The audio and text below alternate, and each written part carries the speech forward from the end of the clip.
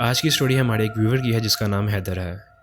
ये बात उस दौर की है जब हैदर अपने जवानी के जोश में कुछ कर दिखा देने के जज्बे में मगन था। उसकी सरकारी नौकरी अभी नई नहीं लगी थी। उसे पाकिस्तान के शुमाली पहाड़ों के दरमियान एक तनहा कस्बे में तैनात किया गया था। ऐसी जगह जिसका नाम बहुत खूबसूरत था, लेकिन वो जगह आबादी से काफ़ी दूर और थोड़ी वीरान थी। हैदर ने अपनी बीवी सादिया से वादा किया था कि वो पहले खुद वहाँ जाकर हर चीज़ का बंदोबस्त करेगा, एक अच्छा सा घर ढूंढेगा और फिर उन्हें और बच्चों को इज्जत के साथ ले आएगा। फिर एक दिन तकरीबन सुबह के 11 बजे का वक्त था। हैदर रावलपिंडी के शोर और हंगामे को पीछे छोड़कर पहाड़ों की पुरस्कून खामोशी की तरफ निकला। हैदर के साथ दफ्तर का एक ड्राइवर भी था जिसका नाम नईम चचा था। वो नहायत ही शरीफ और मेहनती आदमी था।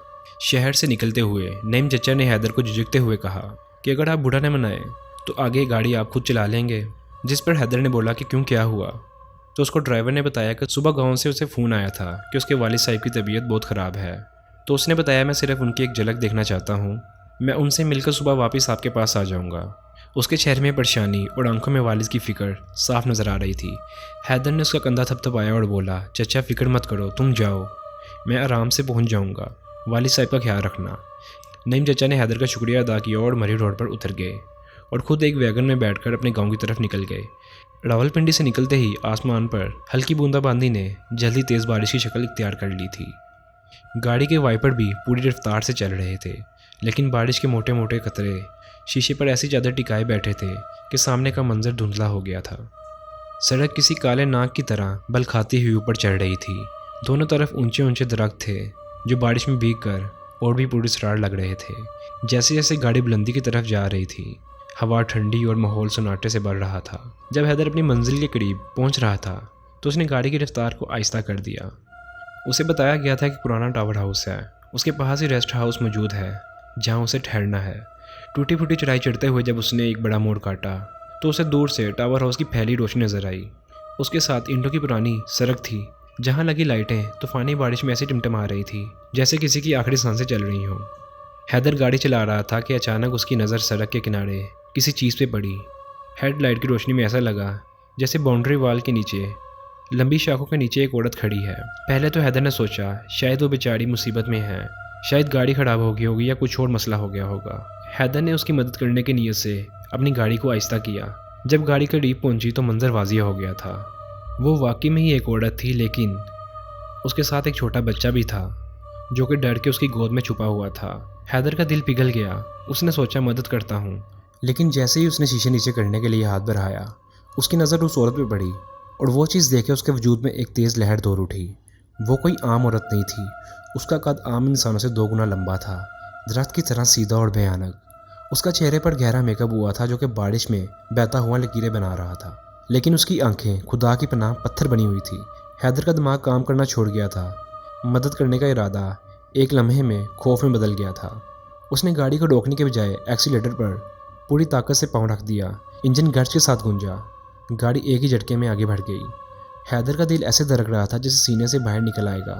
कुछ दूर जाने के बाद जब उसने पीछे के शीशे से देखा तो वहाँ कुछ भी नहीं था, ना औरत ना बच्चा, जैसे कि ज़मीन ने निगला हो या आसमान खा गया हो। हैदर ने गाड़ी को रोक गहरी सांस ली और ख़ुद को तसल्ली देने लगा कि शायद ये मेरी थकान का वहम है, मगर उसका दिल अभी भी नहीं मान रहा था। थोड़ी देर बाद हैदर एक छोटी सी बस्ती में पहुंच गया जहां पुरस्कून माहौल बारिश की ठंडक के साथ मिला जुला था। उसने अपनी गाड़ी रेस्ट हाउस के सामने रोकी और अंदर चला गया। अंदर रहमत चाचा, जो कि रेस्ट हाउस के चौकीदार थे, उसे देखकर खुश हुए, सलाम दुआ ली और बाद में हैदर को कमरा दिखाया। वो पूरा घर पुराने तरीके का लकड़ी का बना हुआ था। कमरे साफ़ सुथरे और आरामदायक थे। हैदर ने सामान अंदर रखा और गुस्ल करने चला गया। गर्म पानी ने थकान तो कम कर दी थी, लेकिन उसके जहन में अभी भी वो लंबी औरत और उसकी पत्थर जैसी आंखें मंडरा रही थी। फिर रात का खाना खाने के बाद हैदर थोड़ा दफ्तरी काम देखता रहा। थकान इतनी थी कि आंख लगते ही हैदर को गहरी नींद आ गई। सुबह आंख खुली तो सब ठीक था, मगर जब उसकी नज़र अपने अटैची केस से पड़ी तो उसका दिल एकदम रुक सा गया। केस के ऊपर 1 दर्जन रंग बिरंगी कांच की चूड़ियाँ पड़ी हुई थी। हैदर हैरान था ये चूड़ियाँ उसके पास कैसे आई। उसने तो ये कभी खरीदी ही नहीं थी। रहमत चाचा उस वक्त बाजार गए हुए थे, इसलिए उसने सोचा शाम में उनसे इस बारे में पूछूंगा। दिन वक्त हैदर दफ्तर के काम में मसरूफ़ रहने के बाद जब रात को रेस्ट हाउस वापस आया तो काफ़ी देर हो चुकी थी। वो कपड़े बदल कर बिस्तर में लेट गया और लगातार काम करने की वजह से उसे थकन इतनी थी कि उसे जल्दी ही नींद आ गई। लेकिन आधी रात के बाद उसे महसूस हुआ जैसे बिस्तर हल्का हल्का हिल रहा हो। पहले तो उसने समझा वहम है, मगर फिर उसे एहसास हुआ कि कोई चीज़ उसके पाँव के पास बिस्तर पड़ी हुई है। तो जब उसने अपने पाँव समेटे तो उसका पाँव किसी नरम और गर्म जिस्म से टकराया। अब वो पूरी तरह जाग उठा था, उसका दिल तेज़ी से धड़क रहा था। हैदर ने टॉर्च उठाकर कमरे में रोशनी डाली तो बिस्तर पर कंबल के नीचे कोई लेटा हुआ था। तो जब उसने दरवाजे से पीछे स्विच को ऑन किया तो लाइट गई हुई थी। टॉर्च की रोशनी में जब उसने पूरा बिस्तर देखा तो हैदर बहुत हैरान हुआ, क्योंकि कंबल उठाने पर उसे बिस्तर खाली मिला। वो सोफे पर बैठकर पानी पीने लगा, लेकिन अंदर ही अंदर उसके जहन में ये चीज़ें घूम रही थी और वो अपने आप से ये सवाल कर रहा था कि ये वहम नहीं हो सकता। उसने सूरत नाज का विर्द करना शुरू कर दिया, मगर अल्फाज उसके गले में अटक रहे थे।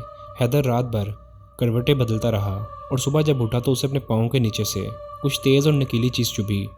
कंबल उठाया तो बिस्तर पर उसी रंग की कांच की चूड़ियाँ पड़ी हुई थी। वो सुबह तक कांप रहा था। फिर जब वो अपने बिस्तर से उठकर अटैची केस को देखने के लिए गया तो वो चूड़ियाँ वैसी की वैसी वहाँ पड़ी हुई थी। ये हैदर के लिए साफ इशारा था कि कोई रात को उसके बिस्तर पर मौजूद था। उसे समझ नहीं आ रहा था ये सब उसके साथ हो क्या रहा है। उसने ये सब टुकड़े टिश्यू में लपेटकर फ्लश कर दिए। नाश्ते के वक्त रहमत चाचा आए तो हैदर ने पूछा, चाचा उस रात जब तुमने मेरी गाड़ी से सामान उतारा था तो पिछली सीट पर क्या पड़ा हुआ था? तो रहमत चाचा ने उसे जवाब दिया कि तुम्हारे अटैची केस के साथ चूड़ियाँ भी पड़ी हुई थी। मैं समझा आप भाभी के लिए लाए हो, इसलिए मैंने बैग के साथ वो चूड़ियाँ रख दी थी। ये सुनकर हैदर के पाँव तले ज़मीन निकल गई। दफ्तर की गाड़ी में उसकी बीवी कभी बैठी ही नहीं थी, फिर वो पैकेट अंदर कैसे आया? अब ये सब वाक़ियात और उस औरत का रोड पर नज़र आना, चूड़ियों का मिलना, रात में बिस्तर पर किसी की मौजूदगी का एहसास होना, सब एक दूसरे से जुड़ रहे थे। एक खौफनाक तस्वीर बनकर हैदर के सामने आ रही थी। हैदर अब अंदाज़ा लगाने लगा कि ये सिर्फ वहम नहीं था, कुछ बड़ा और कुछ पुरस्कार चीज़ उसके साथ जुड़ गई है। अगले कुछ दिन हैदर ने रात जाग के गुजारी। उसने हर रात कमरे की लाइट जलाकर रखी और आयतल कुर्सी और दरूद शरीफ के वज़ाइफ पढ़ता रहता था और एक बड़ी टॉर्च हमेशा अपने सराहने के साथ रखता था। उसे कुछ दिन सुकून से गुजर गए थे और दफ्तरी कामों में वो इतना मसरूफ़ हो गया था कि अब वो वाक़या उसके जहन से निकल चुका था। और उस बात से हैदर ने अब खुद को तसल्ली भी दे दी थी कि शायद वो उसका कोई वहम होगा, लेकिन वो नहीं जानता था कि उसका ये सोचना उसके लिए कितना गलत साबित हो सकता है। फिर अगले कुछ दिन बाद शाम से ही मौसम ख़राब था। हैदर ने अपने दोस्त बिलाल और उसके साथ एक साथी था, उन लोगों को साइड देखने जाना था। वापस आते वक्त तेज़ बारिश और आंधी ने उन्हें घेर लिया था। रेस्ट हाउस पहुंचते पहुंचते रात के 1 बज चुके थे। हैदर थकान से चूर था, जिसकी वजह से बिस्तर पर लेटते ही उसे नींद आ गई। कुछ घंटों बाद जब उसकी आंख खुली, जब तूफानी हवा के झोंके खिड़कियों के दरवाज़ों पर टकरा रहे थे, दरख्तों की शाखें टूट टूट कर छत पर गिर रही थी, बिजली चमक रही थी, जिसकी वजह से हर चंद सेकंड के बाद कमरा रोशन हो रहा था। हैदर ने बिस्तर पर बैठकर तो सब कुछ नॉर्मल था, लेकिन फिर उसे अचानक से एक चीख सुनाई दी। वो चीख किसी औरत की थी। आवाज़ इतनी तेज़ थी कि दिल चीर दे। हैदर डर के मारे जल्दी से उठा और सीधा खिड़की की तरफ दौड़ा। पर्दा हटाया तो देखा तो बारिश के अलावा बाहर कुछ भी नहीं था। अब उस चीख के साथ एक बच्चे के बिलखने की आवाज़ भी शामिल थी, जैसे माँ और बच्चा दोनों तकलीफ़ में हों।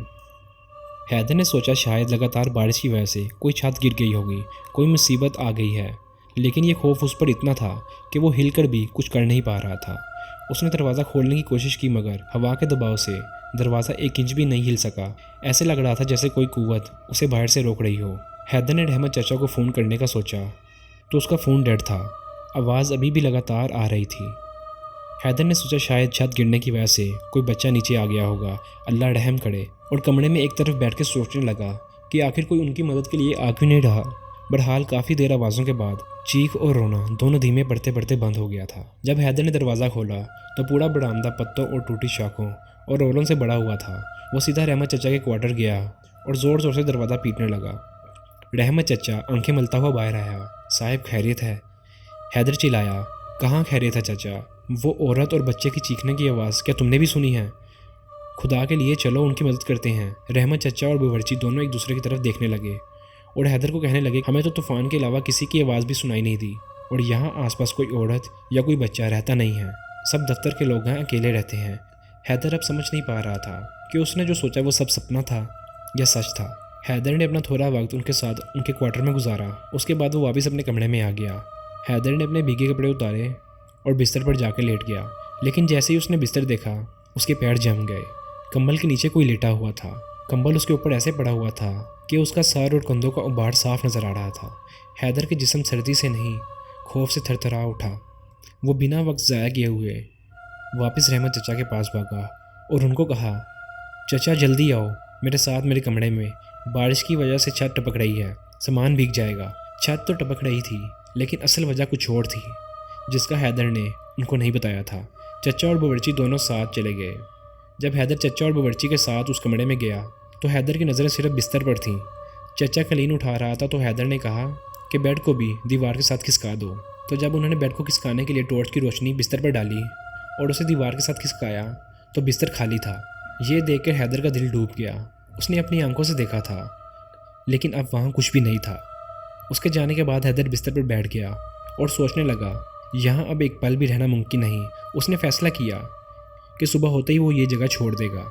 और जब सुबह हुई, अलार्म बजा। हैदर ने जब करवट ली तो उसके पाँव किसी नरम चीज़ से टकराए। इस बार उसने हिम्मत नहीं हारी। कंबल के अंदर हाथ डालकर उस वजूद को पकड़ने की कोशिश की लेकिन वो सरसराहट के साथ रेत की तरह हाथ से फिसल गई। गुस्से और खौफ के मिले जुले जज्बात में हैदर ने कंबल को ज़ोर से पीछे किया और देखा तो बिस्तर खाली था। लेकिन इस दफ़ा उसकी उंगलियों के बीच में एक छोटा सा नीले रंग का चमकदार कपड़े का टुकड़ा था। वो कपड़ा उसी औरत के लिबास का था जिस औरत को हैदर ने सड़क पर देखा था। अब उसे यकीन हो गया था ये सब कुछ वहम नहीं है, एक हकीकत है। एक मखलूक उसके साथ चिपक गई है। हैदर ने वो कपड़ा और चूड़ियाँ एक लिफाफे में डाली और सीधा दफ्तर गया। वहाँ उसने बिलाल को बुलाया और उसे एक कोने में ले गया और उसे जाकर पूरा वाक़या सुनाया। जब बिलाल ने वो चूड़ियाँ देखी और कपड़े का टुकड़ा देखा तो उसके रंग सफ़ेद हो गया। उसने कहा, यह मामला आम नहीं है, हमें फ़ौरन इमाम साहब से बात करनी चाहिए। उस शाम दोनों इमाम साहब के पास गए। हैदर ने सब कुछ बयान किया। इमाम साहब ने तसल्ली दी और कुछ दुआएं पढ़ी और कुछ वज़ाइफ बताए। बिलाल के कहने पर हैदर ने फ़ैसला किया कि रेस्ट हाउस को छोड़कर एक नया घर ले लेना चाहिए। दोनों ने मिलकर एक छोटा सा घर किराए पर ले लिया। बिलाल ने कहा, जब तक तुम्हारी फैमिली नहीं आती मैं तुम्हारे साथ ही रहूँगा। दोनों ने सोचा कि जगह बदलने से सब कुछ ठीक हो जाएगा, लेकिन वो नहीं जानते थे कि मुसीबत ने जगह नहीं हैदर को पकड़ा था। असल इम्तिहान तो अब शुरू होना था। हैदर ने सोचा था कि रेस्ट हाउस को छोड़कर नई जगह आने से सब कुछ ख़त्म हो जाएगा। वो नया घर छोटा तो था मगर साफ सुथरा था। चारों तरफ खामोशी थी। पहली रात हैदर और बिलाल देर तक बातें करते रहे। दोनों ने सोचा कि अब सब कुछ ठीक हो जाएगा। रात को दोनों अपने अपने कमरों में चले गए और काफ़ी दिन बाद हैदर को अब सुकून की नींद मिली थी। लेकिन ये सुकून ज़्यादा देर तक नहीं टिकना था। आधी रात के वक्त हैदर ने महसूस किया कि कहीं एक बच्चे की रोने की आवाज़ आई है। पहले तो उसने सोचा कि शायद कोई पास के घर का बच्चा रो रहा होगा, लेकिन उसे याद आया कि यहाँ तो मीलों तक कोई नहीं रहता। वो बिस्तर से उठा और बैठा। बच्चे की रोने की आवाज़ के साथ साथ किचन में बर्तनों के खनखनाने की आवाज़ भी आने लगी। ऐसे लग रहा था जैसे कोई औरत रात के बहर किचन में बर्तन धो रही हो। हैदर का रंग उड़ गया। उसने खिचखिचाहट के साथ बिलाल को जगाया और उसे कहा कि उठो, कुछ आवाज़ आ रही है। दोनों चुपचाप दबे पांव किचन के पास गए। अंदर की लाइट जली हुई थी और सिंक गीला था और उस पर पानी की छींटें ऐसी थी जैसे कोई अभी अभी बर्तन धो के निकला हो। दोनों ने एक दूसरे के चेहरे की तरफ देखा। उनकी आंखों में डर और बेयकीनी थी। कुछ सेकंड के लिए दोनों खामोश रहे, लेकिन फिर जैसे ही हैदर ने दरवाज़ा बंद करने के लिए हाथ बढ़ाया, एक ज़ोरदार धमाका हुआ। किचन का दरवाज़ा अपने आप ही बंद हो गया। दोनों चीख कर पीछे हट गए। उस धमाके की आवाज़ ने पूरे घर का सुकून छीन लिया था।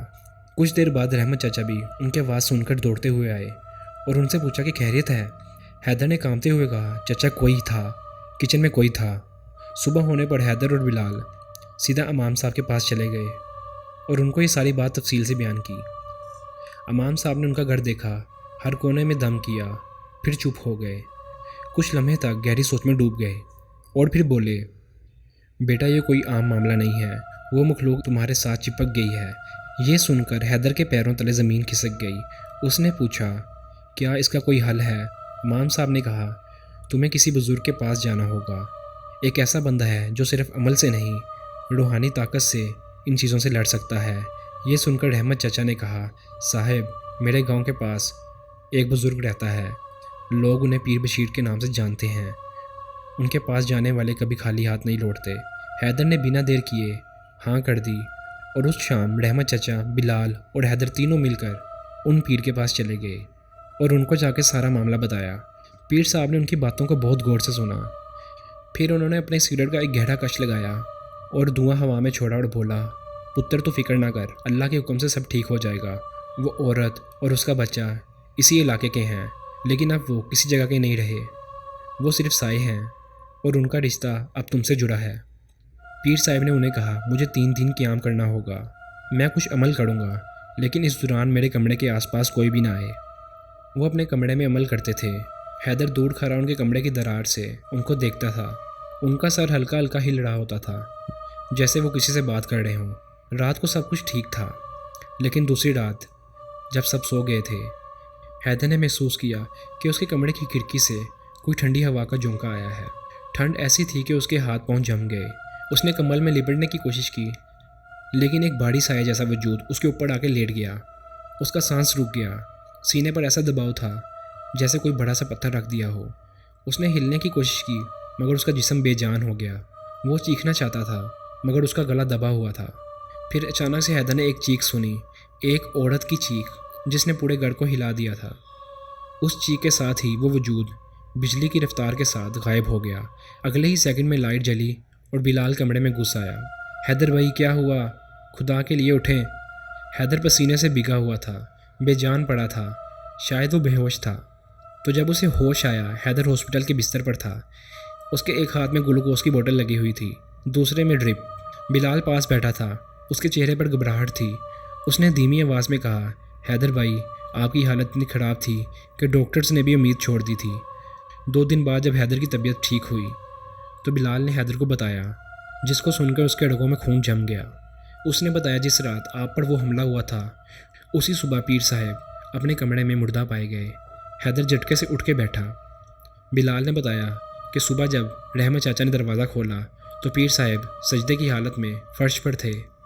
उनका चेहरा सर्द था और उनका जिस्म ठंडा पड़ा हुआ था। इमाम साहब आए और उन्होंने कहा, वो अपनी रूहानी ताकत से एक ऐसी मखलूक के साथ लड़ रहे थे जिसे इंसान नहीं देख सकता। उन्होंने अपनी जान का नजराना देकर तुम्हारी जान बचाई। ये सुनकर हैदर के आंसू निकल आए। उसे समझ आ गया था, उस रात जो चीख उसने सुनी थी वो उसी मनहूस औरत की थी। उस पीर साहब ने अपनी रूह से उसे मिटा दिया था। इस वाक़े के बाद से हैदर ने अपनी नौकरी भी छोड़ दी थी और लाहौर चला गया था। कुछ महीने बाद हैदर अपनी बीवी और बच्चों के साथ दुबई चला गया था। आज भी सालों बाद जब हैदर वो रात याद करता है तो उसका जिस्म कांप उठता है। वो कहता है, मैं आज भी सोते हुए टांगे थोड़ा फैलाकर तसल्ली करता हूँ, कहीं मेरे पाँव के पास कोई लेटा तो नहीं है। और हर दफ़ा उसके जहन में सिर्फ एक ही सूरत आती है, पीर साहब ने एक अनजान आदमी के लिए अपनी जान का नजराना दिया था। अल्लाह उनके दर्जात बुलंद करे, आमीन। तो कैसी लगी आपको ये स्टोरी आपको अच्छी लगी, इस वीडियो को लाइक करें और शेयर करें और हमारे यूट्यूब चैनल पर भी जाकर सब्सक्राइब करें और बेल आइकन पर भी क्लिक करें, क्योंकि आपको हमारे आने वाली वीडियोज़ के नोटिफिकेशन मिलते रहें। तो इस वीडियो में सिर्फ इतना ही। मिलते हैं आपको नेक्स्ट वीडियो में, तब तक के लिए अल्लाह हाफिज़।